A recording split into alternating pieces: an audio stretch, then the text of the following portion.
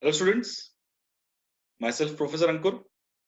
I welcome everyone for the GATE sum session from the topic of MOSFET. So let's start with now sums on MOSFET.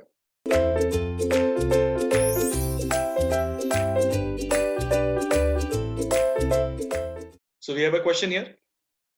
This question is from the GATE 2018 ECE paper. Let's have a look at the question. The question says, in the circuitry shown below, the W by L value for MOSFET 2 is twice that of MOSFET 1. The two NMOS transistors are otherwise identical. The threshold voltage VT for both the transistor is 1 volt. Note that VGS for M2 must be greater than 1 volt. So we have to ensure that the VGS of MOSFET 2 should be greater than 1 volt. That's a condition. The current conditions are given in the form of two equations. If VDS is less than VGS minus VT, we are having an equation, and if VDS is greater than VGS minus VT, we are having the other equation. So here, why we are given two different equations, we will figure it out. The question is the voltage in volts accurate to two decimal places at Vx is. So we are supposed to find the node potential of the value Vx with the condition that the VGS for MOSFET 2 has to be greater than 1 volt.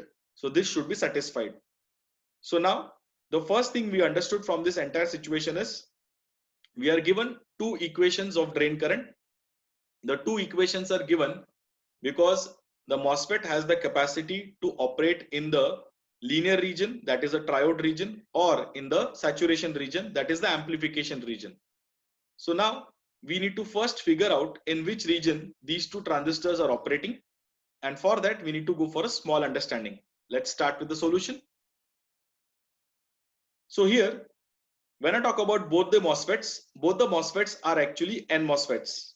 If I look at a diagram carefully, for the MOSFET 1, I can say the value of VG is 2 volt, the value of VD is Vx, and the value of Vs is 0 volt. And when I talk about the MOSFET 2, the value of VG is 2 volt, the value of VD is 3.3 volt, and the value of Vs is equal to Vx. Now, if you observe the situation, VDS less than VGS minus VT, or VDS is greater than VG minus VT, we'll land up to a condition VD and VG minus VT. So let's check what happens for the top MOSFET, that is MOSFET 2. For MOSFET 2, the drain potential is 3.3. The gate potential is 2 volt, and the value of Vx has to be, the value of Vx is basically unknown, and we need to figure out what will happen with Vx. So now if I see the condition for VGS2, the VGS2 has to be greater than 1 volt. So what is VGS2? VG minus Vs. So the value of Vs is Vx. So the condition is Vx has to be less than 1. So if Vx has to be less than 1, when I compare the situation for MOSFET 2, the VD was at 3.3 volt, the VG is at 2 volt, and the Vx will be having a condition less than 1. So we are 110% sure that the value of VD will be always greater than VG minus VT for the MOSFET 2. This will always ensure that MOSFET 2 is in the saturation region. Now when we talk about the MOSFET 1, the value of VD, which is actually Vx, is less than 1, and the value of Vg for MOSFET 1 is 2 volt. The value of Vt is 1 volt for both the transistors. So when I look at MOSFET 1, Vg minus Vt, it is 2 minus 1, which is 1, and the drain potential has to be less than 1. So if it has to be less than 1, we will land up with a situation Vd will be less than Vg minus Vt. So because of this, I can say that MOSFET 1 will operate in the linear region. So from this, we come to a conclusion that MOSFET 2 will operate in saturation and MOSFET 1 will work in linear region. So now we have to use the two equations.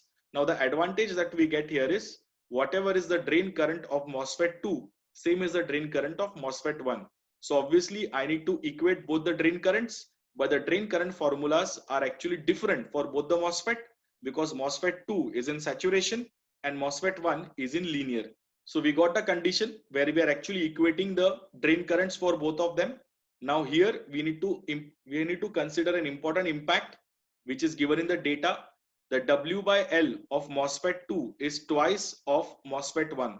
So if I see the formula, I will be putting here in the formula for the drain current of M2, I'll be writing there as twice of W by L, because then only it will try to match with the impact of MOSFET 1. So MOSFET 1 is W by L, so MOSFET 2 will be twice of W by L. So eventually the factor of 2 and the 2 will get cancelled, and then you can cancel mu Cox W by L from both the ends.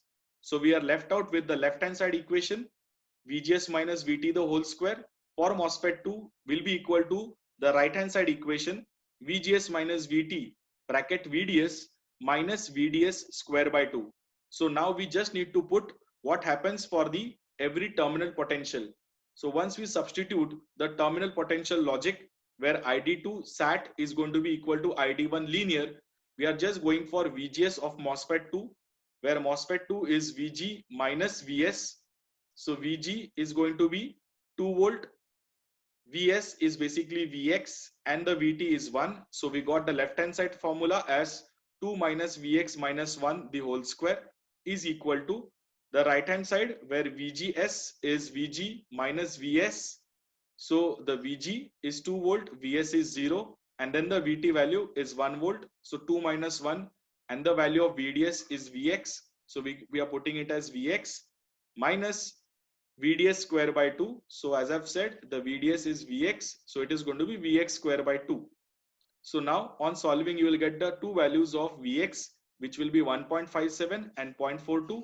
And as per our requirement, the value of Vx has to be less than 1, because the rule is VGS has to be greater than 1 for MOSFET 2. So this will put a condition that the Vx has to be less than 1. So the less than 1 value is 0.42. Hence the answer is Vx is equal to 0.42 volts. Thank you.